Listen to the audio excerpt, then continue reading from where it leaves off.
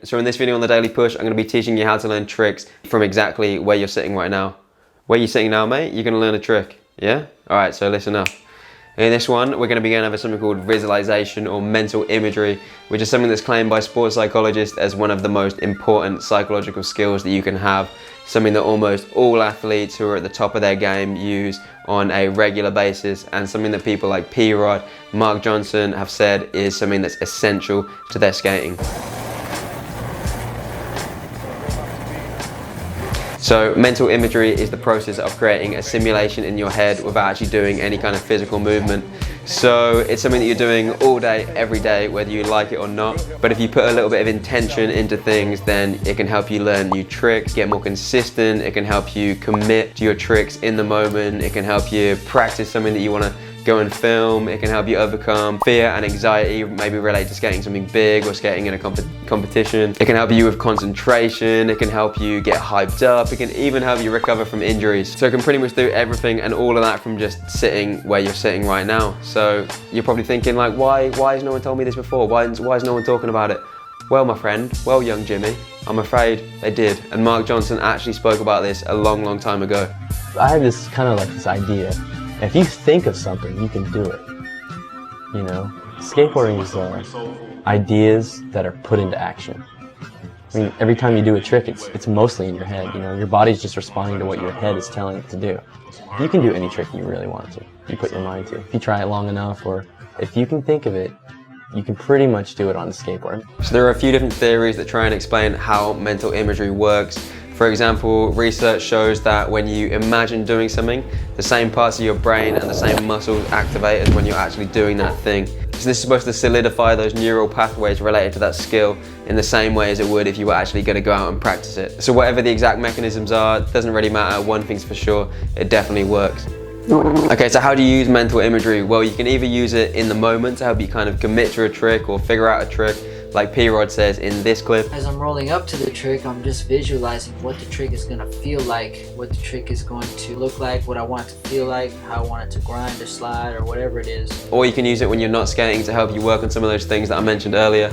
Alright, so the following are going to be 5 steps that I've taken from the imagery masters on how to create the most effective image possible. So step number 1 is you want to be somewhere where you're not going to be distracted. You want to try and be relaxed and in a relatively good mood.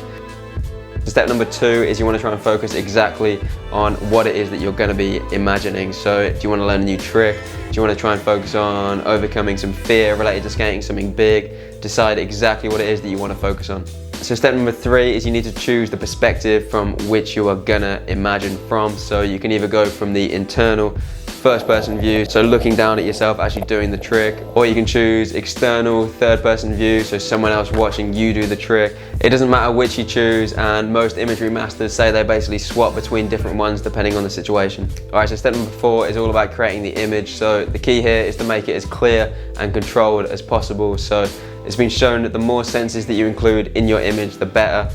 And with skating, you want to include your kinesthetic sense as well, which is just how your body feels in space, how you perceive your body in space. Okay, so for a little example, if you imagine, let's say that you're skating some stairs. So close your eyes. Be with me with your eyes closed, okay? So I'm going to talk you through the image. So you're at the stairs. You're standing there, you're feeling light, you're feeling energized. You're rolling up to the stairs. You can hear your wheels spinning. You can hear the people around you. You can hear a loud pigeon just caw, caw. You take a push, you feel your foot slap on the floor. You put it on your board, you feel it moving into place. You focus on exactly like where your feet are on the board. You bend down, you pop your board, you hear the sound of that pop. You feel your foot flipping on the board. You land, you absorb that impact when you roll away. And you roll over to 3 or 4 girls or 3 or 4 guys, whatever you're interested in, waiting at the end of the spot. They grab you, lift you up into the air, cheer for you. Someone brings a little cake over, gives you the little cake. You have a little nibble. You're like, oh, carrot cake, I don't like that. You throw it away. But anyway, it doesn't matter because you did your trick. So that's pretty much what you want to do. You want to make it, incorporate as many senses as you possibly can. Make it as close to real life as possible, and that way you're going to have more carry over to real life. And then finally after that, step number 5 is just to repeat the image over and over and over again. Repeat it, repeat it, repeat it. Practice it as if you would if you're actually trying that trick out the skate park or the spot or whatever. So using imagery during your session is pretty much exactly the same, other than the fact that you're probably not going to be separating yourself into somewhere where you're not going to be distracted and trying to relax and all that. You're probably just going to be using it more on the fly. So like P-Rod says, when he's rolling up to the trick, he'll just be thinking about exactly how it's going to work, how he's going to flip, all of that. When I'm jumping stairs, the only thing I'm thinking about is how to land the trick. I'm thinking about what it's gonna feel like to land the trick. I'm thinking about how it's gonna flip, how I'm gonna catch it. I'm only focusing on trying to make the trick happen. Something that I personally do is try and focus on a specific characteristic of that trick that I need to do to make it happen. So the other day I was skating some stairs, and usually when I'm trying to skate stairs and do like a new trick that I haven't done there before, it would take me a while to stick the trick, but when I was skating the stairs, I was focusing just on exactly like that nollie flip that P-Rod does down his intro in Yeah Right, exactly how his feet look when he landed, like the ultimate bolt positioning. All I was thinking about was that when I was rolling up, just how his feet looked, how bolts he landed it, and it helped me stick my trick like 912 times more than I ever would have done. So that's one way that you can use it during your session as well.